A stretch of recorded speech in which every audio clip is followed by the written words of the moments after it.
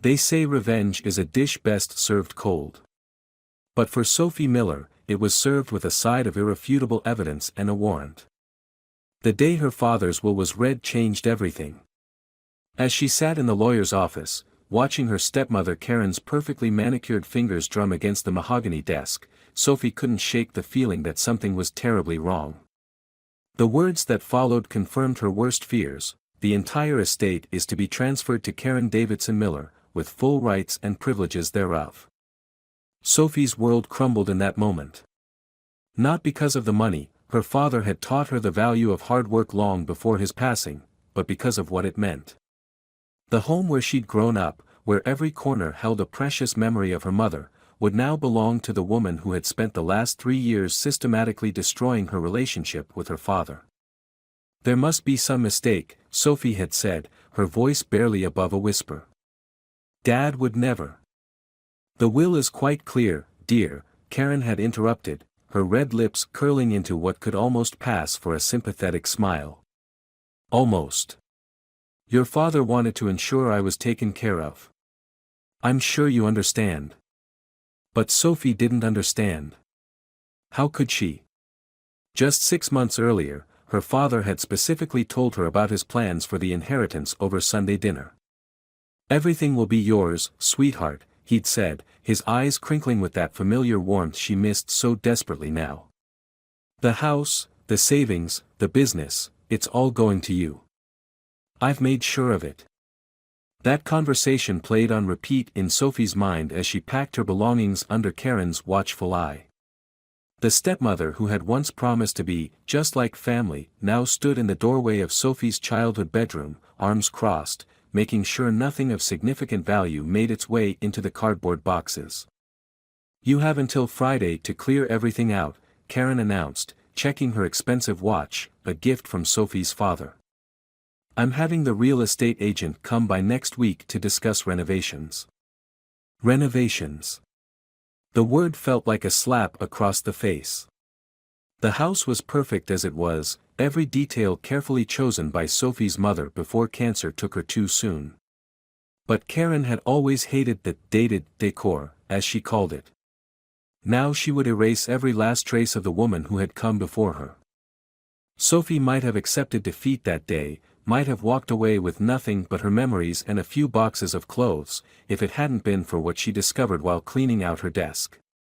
Tucked away in an old geometry textbook was a letter from her father, dated just 2 weeks before his sudden heart attack. The contents of that letter would change everything. My dearest Sophie, it began. I'm writing this because something doesn't feel right. Karen's been acting strange since I mentioned updating my will last month. Documents have gone missing from my study, and I've noticed unusual transfers from our joint account. I've secured copies of all important papers in the safe at work, you know, the one, behind your mother's old painting. The combination is your birthday, just like always. If anything happens to me. The letter ended there, as if her father had been interrupted mid-thought. Sophie's hands trembled as she folded the paper and slipped it into her pocket, careful to keep it hidden from Karen's prying eyes. Her father's words echoed in her mind, something doesn't feel right. That night, instead of heading to her small rented studio apartment, Sophie drove to her father's office building. The security guard, Jim, had known her since she was a little girl bringing her dad lunch during summer breaks. He didn't even blink when she said she needed to pick up some personal items from her father's office. The painting was still there, a serene landscape her mother had painted during her last summer alive. Sophie's fingers traced the frame before carefully lifting it away from the wall, revealing the safe exactly where it had always been. Her birthday, 0-6-1-5-9-5. The mechanism clicked, and the door swung open. Inside, she found exactly what she needed, the original will, notarized and crystal clear in its intentions. Everything was to go to Sophie, with a modest monthly allowance set aside for Karen. But there was more, much more.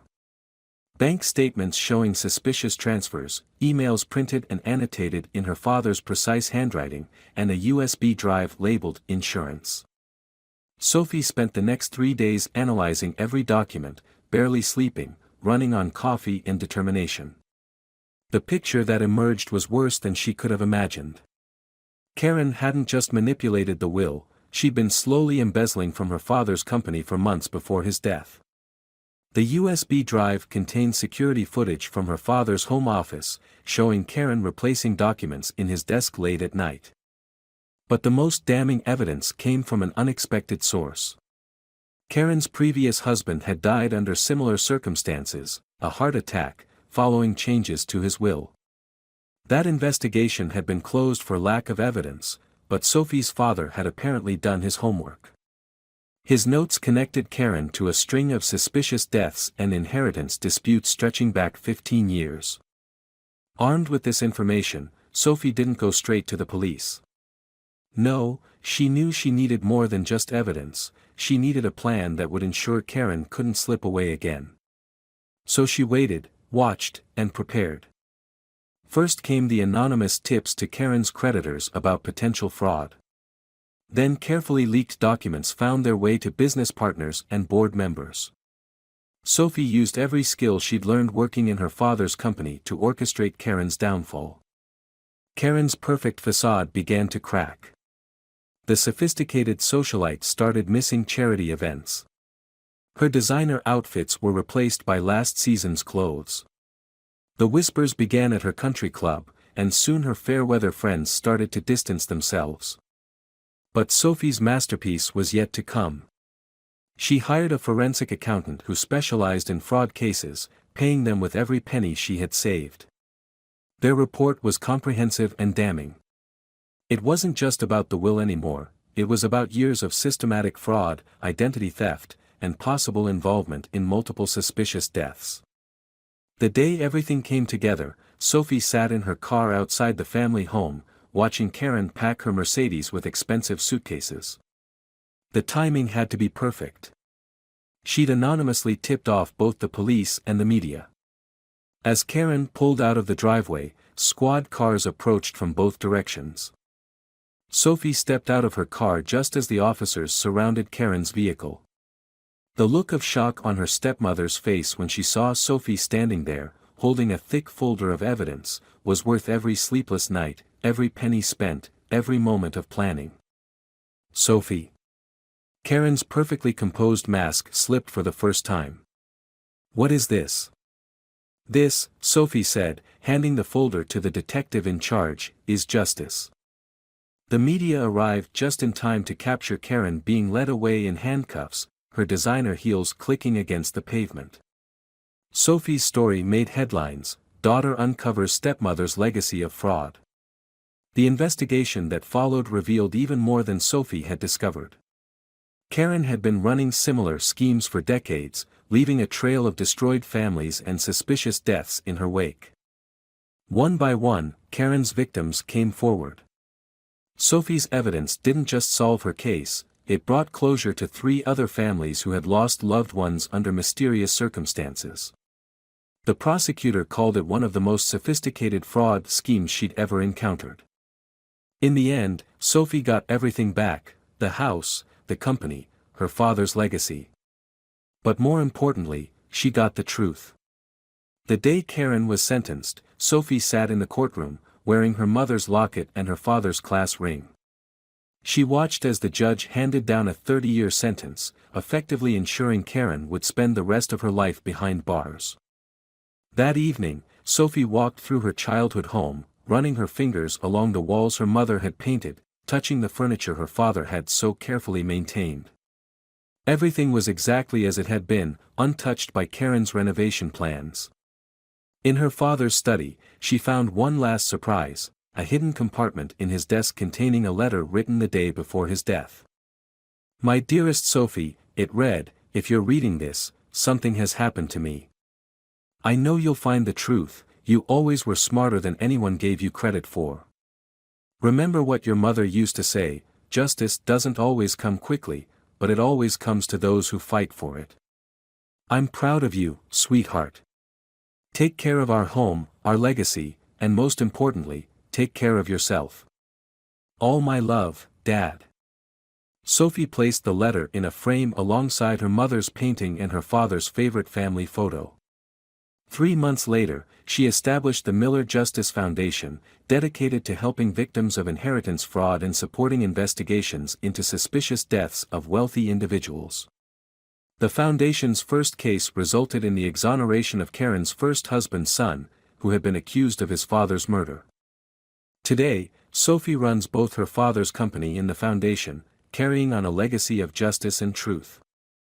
The home where she grew up is now a place of healing, hosting support groups for families affected by similar crimes.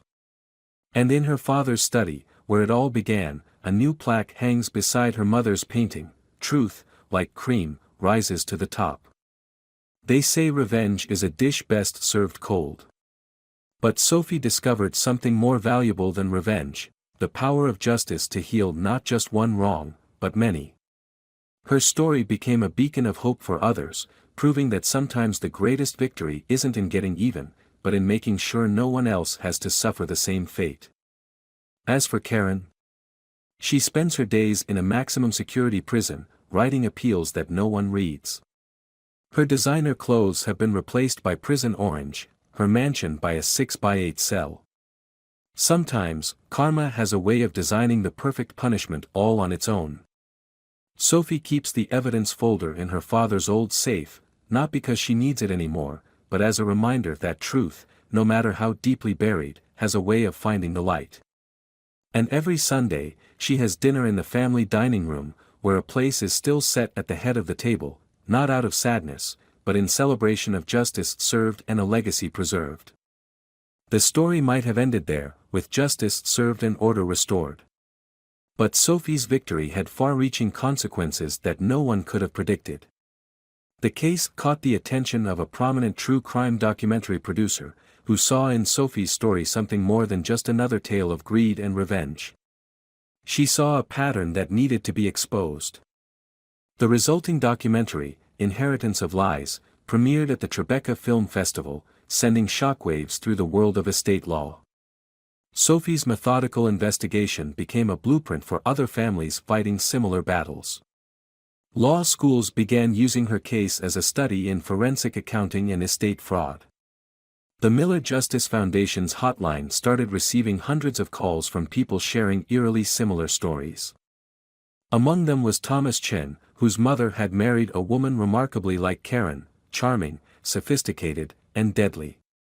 His mother's death had been ruled natural causes, but the pattern Sophie had uncovered gave him hope. Working with the foundation, Thomas discovered a network of professional predators who targeted wealthy widows and widowers, sharing techniques and even client lists. The investigation expanded beyond anything Sophie had imagined.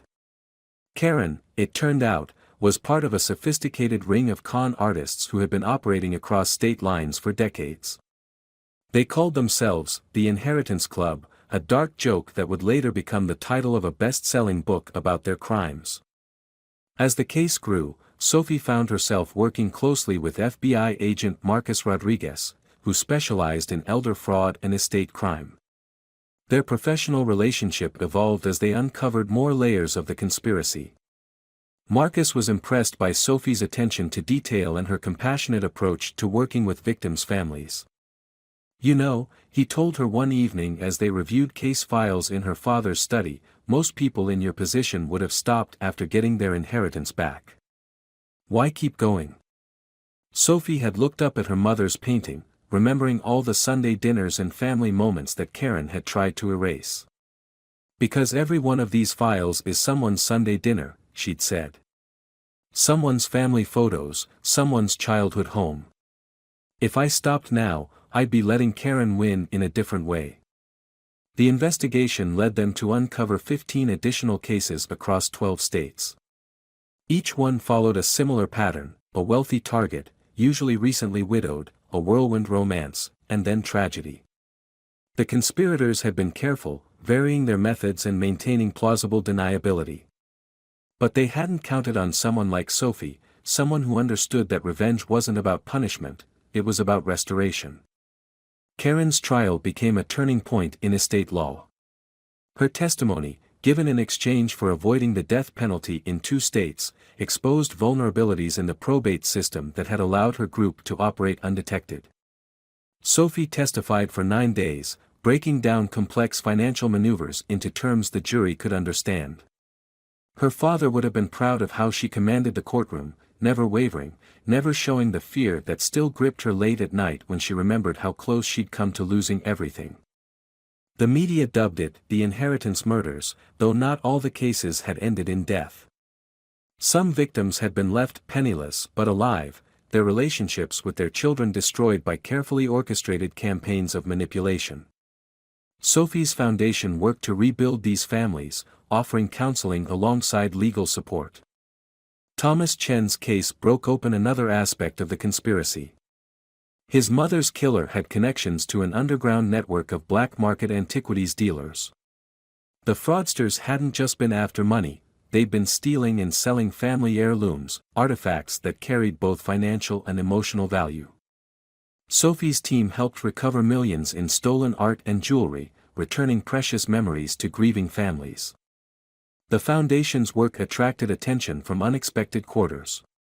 Tech billionaire Elena Rossi, herself a survivor of a similar scheme, offered to fund a sophisticated database that could track patterns of suspicious deaths and inheritance disputes across jurisdictions. The system, named Project Legacy, would later help identify and prevent dozens of attempted frauds. Sophie's father's company, meanwhile, thrived under her leadership. She implemented strict protocols for vetting potential partners and clients, turning her personal experience into corporate policy. The company became known as much for its ethical standards as for its financial success. Other firms began adopting what became known as the Miller Standards for estate management. The old house, once nearly lost to Karen's schemes, became more than just Sophie's home. The foundation operated from the converted pool house, while the main building hosted support group meetings and educational workshops. The dining room where she'd had her last conversation with her father became a place of healing, where families torn apart by similar crimes could begin to rebuild their relationships. Marcus became a regular visitor, both professionally and personally. He understood Sophie's drive for justice in a way few others could. His own grandfather had been the victim of a similar scheme, though they'd never been able to prove it. Together, they built something neither had expected, a partnership based on shared values and a commitment to protecting others from experiencing their own losses. Karen's network of co-conspirators gradually unraveled. Some took plea deals, others fought the charges, but one by one, they fell. The evidence Sophie had gathered, combined with Karen's testimony in the patterns identified by Project Legacy, proved insurmountable. The Inheritance Club's reign of terror was over. 5 years after Karen's arrest, Sophie stood in her father's study, preparing to give a keynote address at the National Conference on Estate Fraud Prevention.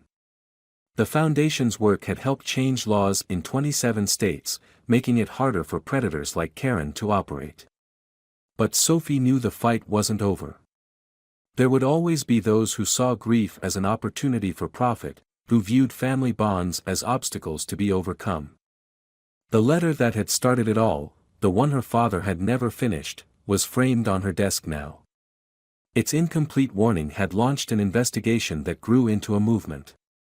Sophie often wondered what her father would think of everything that had followed.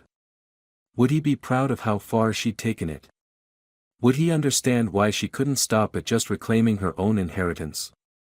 The answer came to her one Sunday evening, as she sat in her usual place at the dining room table. A new generation of the Miller family gathered there now, Marcus, their adopted daughter Grace, and regular visitors from the foundation support groups. The empty chair at the head of the table wasn't just a memorial anymore. It was a reminder that justice, like family, was about more than blood ties or legal documents. It was about choosing, every day, to stand up for what was right. Sophie's story had begun with a search for revenge, but it had become something far more significant. It was proof that one person's refusal to accept injustice could spark a chain reaction of positive change. The house that Karen had tried to steal now stood as a beacon of hope, its doors open to all who needed help fighting similar battles. And somewhere, Sophie liked to think, her parents were proud. Not just of her victory over Karen, but of how she transformed a personal tragedy into a force for good. After all, isn't that the greatest revenge of all, not just reclaiming what was stolen, but using it to ensure no one else has to experience the same loss?